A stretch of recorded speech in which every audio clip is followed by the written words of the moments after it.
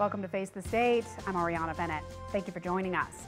Well, it may sometimes get overlooked because of its larger neighbor to the west, but the city of Sparks is seeing a spike in growth and population just like Reno. And if you haven't been to downtown Sparks in a while, you might be very surprised about the big changes there. And we're going to talk about those in this episode, but first, Ryan Cannaday has a look at the progress. Construction and redevelopment is nonstop at Victorian Square, where there are more than just a few projects in the works.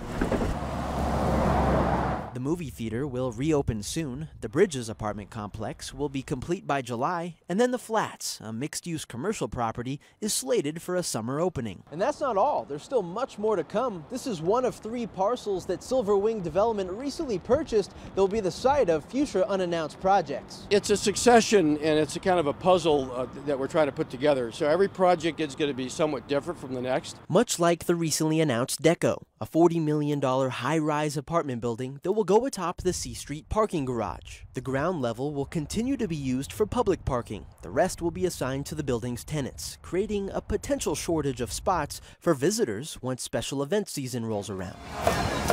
We always try to run shuttles and buses and highly encourage people to take them in. It's a quick, easy way to come into the venue. But it's not just parking that the owners of the Nugget are trying to sort out. They're also looking to finalize redevelopment plans at the site of the Bourbon Square. And really just something that opens up the square a little bit, gives us some places possibly for entertainment, performers, and just seating and really more space on the square right now. Overall, while some of the projects will be wrapping up in the summer months, developers are looking at a 5-year build-out to complete the entire site. Covering the story from Victorian Square, Ryan Cannaday, Channel 2 News. All right, so I'm here now with Sparks City Manager Steve Driscoll to talk more about all of this. Steve, thank you so much for your time. Well, thanks for having me. A really exciting stuff going on in downtown Sparks. Oh, we've been wanting to have a lot of development for a long time, and it's finally coming together. And the pieces are all just fitting like a puzzle.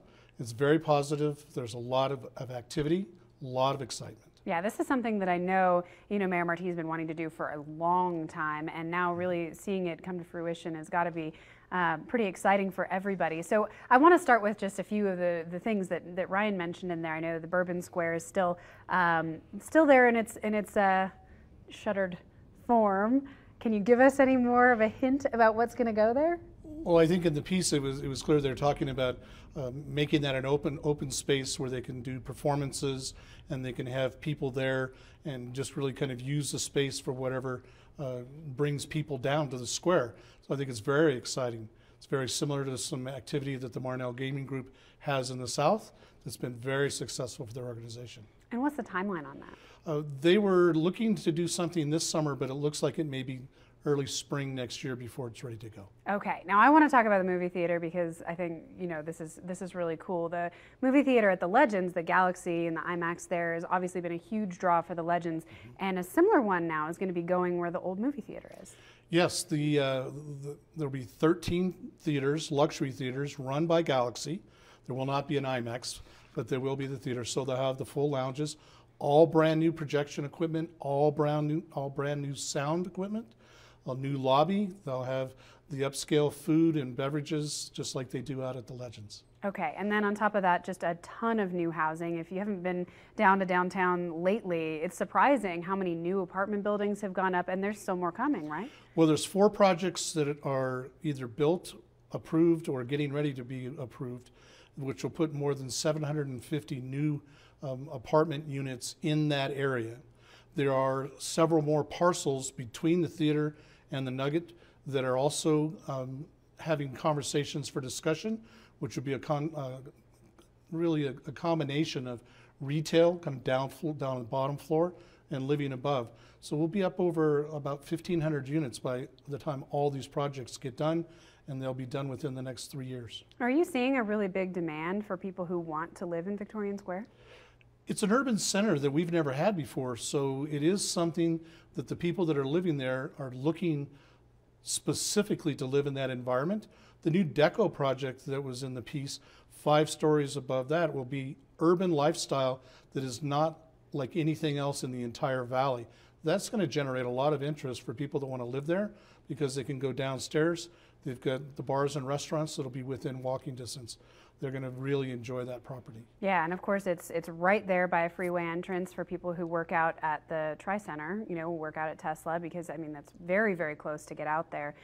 So probably a lot of people who are looking for a close commute might be interested in something like that. We know with the properties that already have renters in them, the 2 that are down there already, that is a majority of the people are actually working out in the Tri-Center. So you're exactly right on what it's going to be there. The access to the highway and the access to living amenities are really important. Yeah, and I mean housing just in general is a crunch in this region. I know it's a real problem in Reno and Washoe County. Is it as big of a problem in Sparks? Well, getting things vertical has been the problem. The city, through their new comprehensive plan that was approved by the council a year and a half ago, makes it easier to get projects approved and through the process. We right now have almost 7,000 units between apartments and houses that are approved, and all they got to do is get vertical. And so we're very excited about that. Everything's in place. Government didn't get in the way, and so it's just a matter of getting the workforce there to get the houses and the apartments built. Is it a concern for you, seeing housing prices going up and affordable housing so hard to find all over our region? It's definitely concerning. It's difficult for people to afford what's out there, either as a single-family home or even in some of these apartments that are being built, because they're being built upscale. What will help the market in general is the more that gets built, that will help control the pricing and control the rents. So that's why we're very excited that through our comprehensive planning process that we were able to get the approvals in, so now they can get the inventory on the ground, and that'll help with the problem. Yeah, I think the argument I heard for it was, even though a lot of the new development that's going in is priced higher than affordable levels, then the higher income people move into those, and then that vacates spaces that potentially like less expensive housing for people could move into that, and the market just moves up that way. Sure. And so I guess fingers crossed that's what happens, because that is the case. I know with is it the Fountain House? Fountain House, yes. Because those are nice apartments, but they're not low price housing. No, they're not. And so what you talked about is exactly what all of the planning's about, is different levels of housing, with then people can drop into the level that's appropriate for them. But it is about getting enough inventory to take the pressure off the pricing, because right now there's lots of pressure on pricing. Is there anything the City of Sparks can do to incentivize developers building lower cost housing? Unfortunately for us, not really, because tax structures and those types of activities are controlled by the state and or through the county. And so the best thing we can do is make the process easy so we don't add additional expense, and to be able to have the land that they want to use, if it's appropriate land uses, to get them into that land as quickly as possible. Okay. Now, as the region grows, I'm sure Sparks is feeling it just like everyone else. Is it causing growing pains in Sparks? Everybody has a different answer to that. People complain about traffic. They're talking about how it's there. If you go to bigger cities, it's not a problem because it is such a big deal. Our roadway system's designed to carry a lot more traffic than it has today. The problem is we're not used to it. And so the congestion is what we're starting to run into.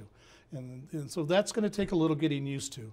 But the systems are set up properly, so hopefully we'll get used to it as it grows. Okay, and speaking of infrastructure, Sparks especially gets hit hard with flooding when flood events happen, especially that industrial area of Sparks. So is there any help on the way for that?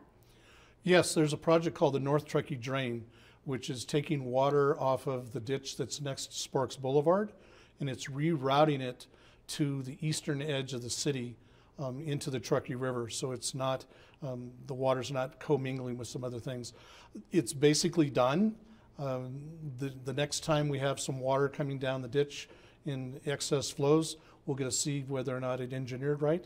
We believe it did, and so that's very important. We asked the citizens to help us pay for that, and they're going to get the benefit for it, especially in the industrial area. Yeah, that's been in the works for quite a while, right? The project's been about a 3-year build, and we're just, right now we're done. Yeah, that'll be a big relief, I think, for a lot of people. Exactly, and we've also done a lot of other work along the river over the last 10 years, And the last couple of flood events showed that that work did what it was supposed to do and really kept water out of the industrial area as the river was very, very full.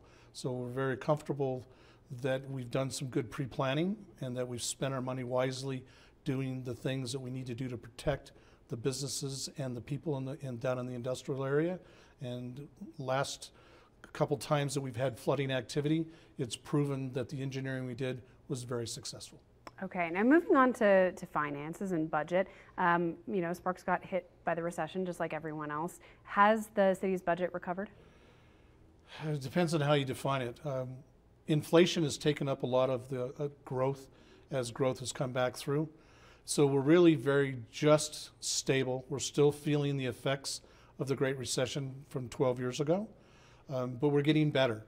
With the growth in housing and the growth in businesses, that is helping us. So we're kind of feel like we're getting ready to turn the corner. And that's really what growth is supposed to do under the state tax code.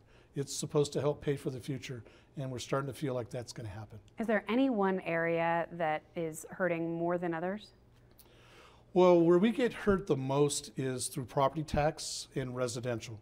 During the Great Recession, assessed value dropped a long ways, over 50%.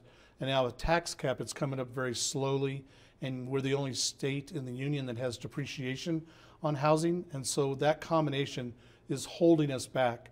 And so hopefully the legislature is taking a hard look at it. Senator Ratty has a committee that's looking at it, and she's from Sparks, understands our issues. And so maybe we'll get some tax change at the legislature in the next session, maybe no later than the next 2 sessions. Now, one of the projects that also got hit by, I think, post-recession financial issues was the Legends project that was supposed to be this huge development, and just now is starting to get up to a little bit more what it was supposed to look like, but I know that it caused some financial headaches for the city. Well, certainly it came during the recession time, and so the project for a long time got about 1/3 of what was being expected. We've got about 2/3 now, and so it's doing much better. And so it's actually paying its own way, and it's putting some money back into the system. Some of the things that they were projecting to grow are there.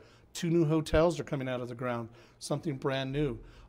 Burlington clothing is there. 9 new restaurants have come over in the last 12 to 18 months, with 4 brand new ones of that 9 are going to happen in the next few months. So we're really starting to see what that was designed to be, which was a shopping center, a tourist area, places for people to come, places for the locals to come. And so we're very pleased with what the retail mix looks like today, and it's certainly a lot different than it was a couple years ago. Good deal. Okay, well, that's a perfect opportunity for us to take a quick break, but sit tight, Steve. Coming up on Face the State, I will be back with Steve Driscoll to talk about other big news in the Rail City. Stay with us.